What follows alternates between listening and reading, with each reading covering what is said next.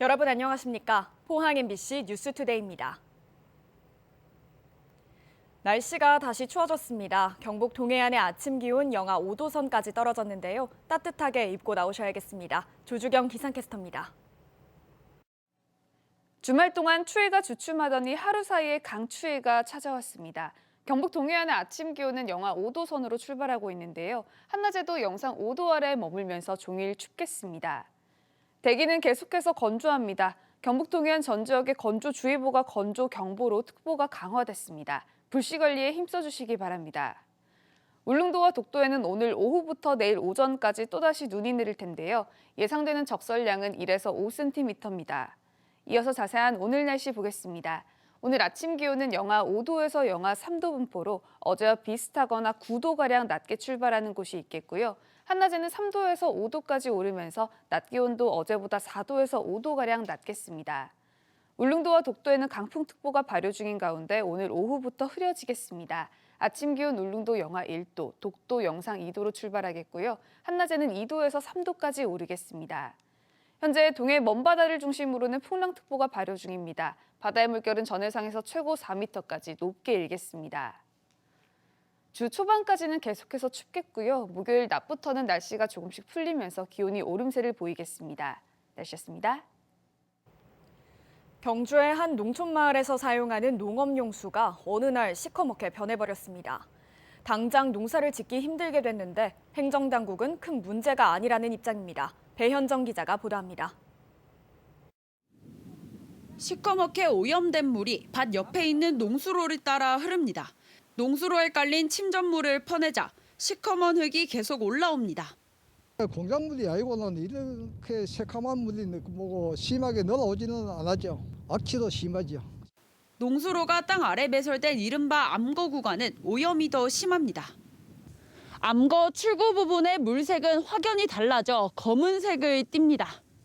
작년 9월 큰 비가 오를 때도 왕창 쏟아 보내고 그러고 또 안 내려오고 여름철에는 큰 비만 오면은 갖다 보냅니다. 보면 2개월마다 흘려보내요. 모아놨다가. 신고를 받고 경주시가 수질 검사를 해봤더니 망간 성분이 검출됐습니다. 검출량은 1리터당 최대 7.5mg으로 환경 기준치에 근접하는 수준입니다.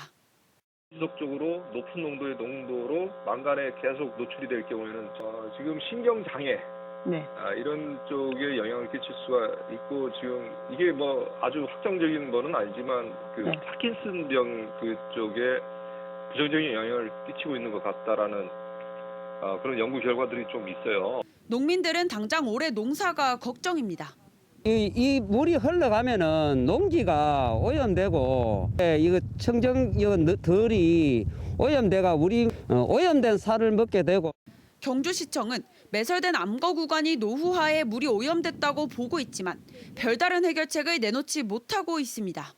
어떤 현상이 일어나는지에 대해서 좀 더 과학적으로 접근을 해서 분석할 필요가 있는데 암거 부분이 일단은 어떻게 안에 너무 깊이 이제 매설이 돼 있기 때문에 논밭에 댈 물이 오염돼 농사를 지을 수 없게 됐는데도 원인도 모르고 대책도 없는 상황에 놓인 농민들. 행정당국의 철저한 조사와 대책이 필요해 보입니다. MBC 뉴스 배현정입니다. 주말 사이 포항과 경주에서 코로나19 신규 확진자가 모두 60명 발생했습니다. 포항에선 공사장 관계자 2명이 확진됐는데 지난 14일 발생한 아파트 건설 현장의 코로나19 확진자와 접촉한 것으로 드러났습니다. 타 지역과 해외 입국 확진자는 2명씩 발생했고 나머지 확진자 13명에 대해선 방역당국이 동선 파악을 위해 역학조사를 벌이고 있습니다. 경주에선 확진자가 나온 한 요양병원에서 추가로 코로나19 신규 확진자가 18명 발생했습니다. 또 해외 입국자 5명이 코로나19에 확진됐고 동선이 확실하지 않은 1명에 대해선 방역당국이 역학조사를 벌이고 있습니다. 10대 청소년을 성폭행한 20대에게 징역형의 집행유예가 선고됐습니다. 대구지법 포항지원 형사 1부는 성폭력 범죄와 특수장애 혐의 등으로 재판에 넘겨진 20대 A씨에게 징역 3년에 집행유예 5년을 선고했고 범행에 가담했던 10대 청소년 2명은 대구 가정법원 소년부로 송치됐습니다. A씨는 지난해 1월 포항에서 채팅 애플리케이션을 통해 알게 된 10대 청소년을 때리고 성폭행한 혐의를 받고 있습니다. 대구 지역 장애인 단체가 청암재단 폐쇄를 요구하며 대구 도시철도 1호선 운행을 막았습니다. 대구 장애인차별철폐연대와 전국장애인차별철폐연대 소속 장애인과 활동가 40여 명은 지난 14일 오후 5시 반쯤 1호선 반월당역에서 설화명곡 방향으로 가는 차량에 탑승해 출입문과 스크린도어가 닫히지 못하도록 20분가량 막았습니다. 이들은 청암재단 폐쇄와 탈시설 권리보장 등을 주장하며 시위를 벌였습니다. 이에 앞서 같은 날 오후 4시 반쯤에도 이들은 같은 방식으로 1호선 칠성시장역에서 10분가량 시위를 진행했습니다. 경찰은 만일의 사태에 대비해 200여 명을 투입했지만 별다른 충돌은 없었습니다. 포항시가 오늘부터 다음 달 16일까지 다자녀 가정의 특별 양육금 신청을 받는다고 밝혔습니다. 자녀가 4명 이상인 가정일 경우 10세 미만인 자녀 1명당 25만 원씩 지원해주는 사업으로 작년부터 주민등록이 포항인 가정에 한해 신청 가능합니다. 포항시는 이 지원 사업을 통해 다자녀 가정의 경제적 부담을 덜어주고 출산을 장려하는 분위기를 조성하는 효과를 기대하고 있습니다. 종이문서로 지급됐던 지방세와 세외 수입 고지서 등을 올해부터 모바일 메신저 카카오톡을 통해 전자고지서로 발송됩니다. 모바일로 발송되는 고지서는 지방세 환급금과 자동차세 연납 안내문, 지방세와 세외 수입 체납 안내문으로 모두 4개 분야입니다. 납세자는 고지서를 신청하지 않아도 카카오톡 메시지를 통해 받아볼 수 있고 모바일로 납부까지 가능합니다. 아프리카 돼지열병은 치사율이 높은 대신 전파 속도는 빠르지 않다고 하는데요. 그런데 국내에서는 불과 2년 남짓한 기간에 처음 발생한 경기도에 이어 강원도 전역을 휩쓸고 충북까지 빠른 속도로 번졌습니다. 이렇게 된 원인과 방역 정책 방향을 놓고 전문가들 사이에 논란이 뜨겁습니다. 도건엽 기자가 보도합니다. 국내에서 아프리카 돼지열병이 처음 발생한 건 2019년 9월 경기도 파주의 돼지 농장입니다. 한 달 만에 민통선 안쪽 야생 멧돼지 폐사체에서 바이러스가 발견되자 정부는 긴급 방역 대책을 내놨습니다. 발생 지역 주변과 남쪽으로 3중의 울타리로 방어선을 치고 멧돼지 밀도를 줄인다며 엽사들을 동원해 총기 포획에 나섰지만 바이러스는 울타리를 넘어 남쪽으로 계속 퍼져나갔습니다. 그 사이 울타리는 경북 북부까지 내려왔습니다. 불과 2년 4개월 만입니다. 아프리카 돼지 열병은 백신도 치료제도 없어 치사율이 100%에 이르지만 자연 상태의 전파 속도는 빠르지 않다는 게 전문가들의 일치된 견해입니다. 자연적인 전파 속도, 그러니까 저희는 그냥 비공식적으로 한 3km 정도, 월 3km. 라고 보거든요. 인간의 인위적인 속도까지 같이 합쳐지면 3kg가 넘거든요. 환경부는 바이러스 확산에 사람의 활동이 영향을 미친 것은 분명하다고 인정하면서도 밀렵 때문일 가능성도 있다고 했습니다.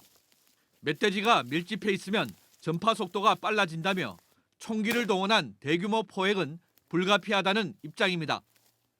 총기 포획이나 포획 도구를 이용해서 사전에 멧돼지 개체수를 줄여놓지 않으면 지금보다 훨씬 빠른 속도로 야생 멧돼지 ASF 바이러스가 확산될 것으로 생각됩니다. 대신 발생 지역 10km 이내에는 총기 포획을 금지하고 소독을 철저히 해서 인위적인 전파 요인을 줄이겠다고 밝혔습니다. 하지만 멧돼지 서식지를 교란하는 총기 포획과 대규모 인원 동원이 확산 속도를 가속한 주범이라며 덫이나 포획 틀을 이용하는 방식으로 바꿔야 한다는 지적도 나옵니다. 지금의 관리 정책이라는 게 이런 식으로 실패를 하는 가장 결정적인 이유 중에 하나는 뭔가 급하니까 빨리빨리 끝내자는 거거든요. 멧돼지 다 잡아 없애면 되겠다라는 그런 생각들, 그리고 펜스 치면은 갇히겠지라는 그런 생각들. 반면 멧돼지 개체수를 빨리 줄이기 위해 수렵 방식이 불가피하기 때문에 양돈장의 차단 방역이 더 중요하다는 의견도 나왔습니다.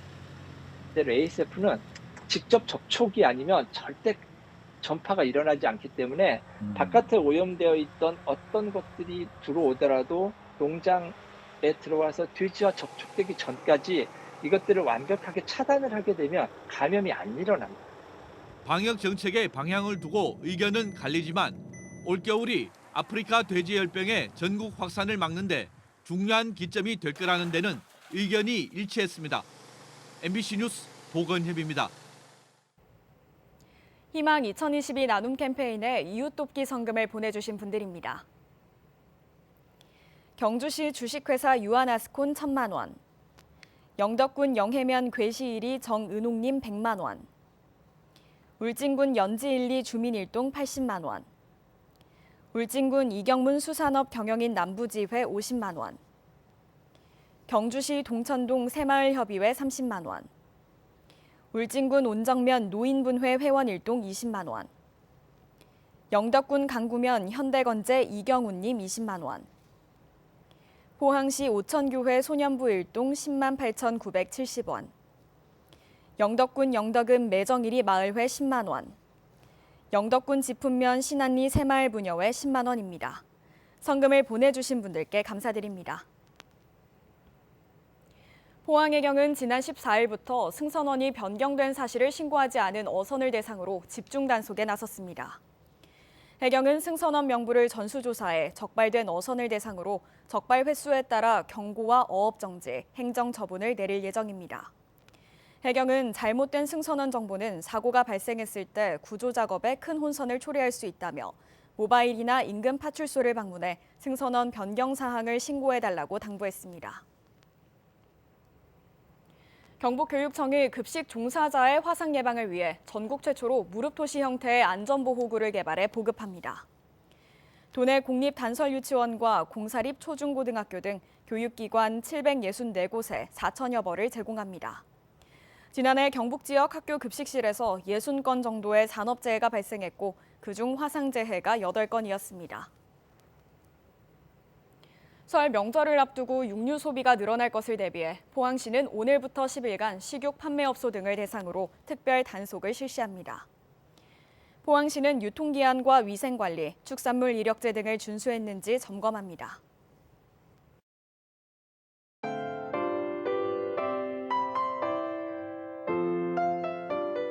주말 동안 추위가 주춤하더니 하루 사이에 강추위가 찾아왔습니다.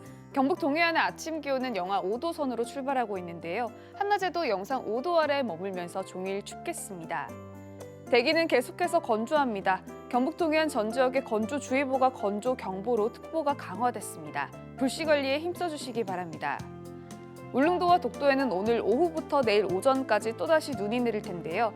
예상되는 적설량은 1에서 5cm입니다. 이어서 자세한 오늘 날씨 보겠습니다. 오늘 아침 기온은 영하 5도에서 영하 3도 분포로 어제와 비슷하거나 9도가량 낮게 출발하는 곳이 있겠고요. 한낮에는 3도에서 5도까지 오르면서 낮 기온도 어제보다 4도에서 5도가량 낮겠습니다. 울릉도와 독도에는 강풍특보가 발효 중인 가운데 오늘 오후부터 흐려지겠습니다. 아침 기온 울릉도 영하 1도, 독도 영상 2도로 출발하겠고요. 한낮에는 2도에서 3도까지 오르겠습니다. 현재 동해 먼바다를 중심으로는 풍랑특보가 발효 중입니다. 바다의 물결은 전해상에서 최고 4m까지 높게 일겠습니다. 주 초반까지는 계속해서 춥겠고요. 목요일 낮부터는 날씨가 조금씩 풀리면서 기온이 오름세를 보이겠습니다. 날씨였습니다. 이상으로 포항 MBC 뉴스투데이를 마칩니다. 여러분 고맙습니다.